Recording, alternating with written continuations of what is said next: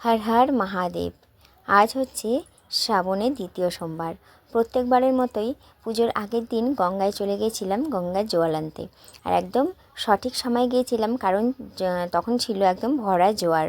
গঙ্গার জল এনেছিলাম, আরও পূজার সমস্ত সামগ্রীও কিনে এনেছিলাম।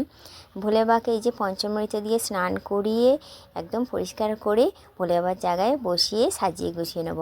ভোলে বাবাকে এই স্নান করে সাজাতে গোছাতে কী যে ভালো লাগে কি বলবো।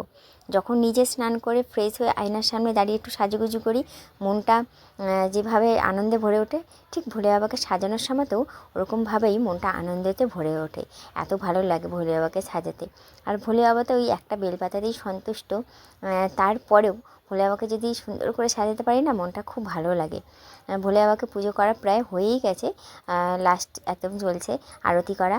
সত্যি কথা বলতে কি, আমি ঘরে শ্রাবণ প্রত্যেক বছরই শ্রাবণ মাসে আমি ঘরেই পুজো করি। ওই মন্দিরে গিয়ে গুতুগুতি করে পুজো করার থেকে শান্তিতে একদম ঘরে বসে ভোলে বাবার পুজো করা আমার কাছে মনে হয় ওটাই বেস্ট। তাই আমি ঘরেই ভোলে বাবাকে পুজো করি।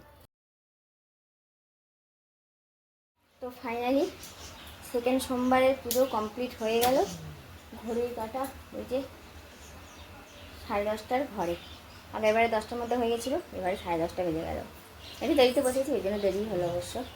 ভোলে আমাকে সুন্দর করে সাজিয়ে গুছিয়ে একদম পুজো দিয়ে দিয়েছি। চলো, এখন উপোস ভাঙিনি অবশ্য।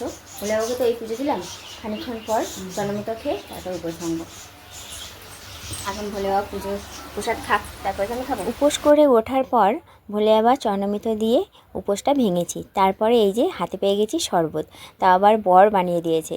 গন্ধরাজ লেবু দিয়ে, বাতাসা দিয়ে আর ঠান্ডা ঠান্ডা জল দিয়ে এই যে শরবতটা বানিয়ে দিয়েছে। এত সুন্দর খেতে হয়েছিল। তার ওপরে বর বানিয়েছে বলে কথা, ভালো তো হতেই হবে, তাই না বলো?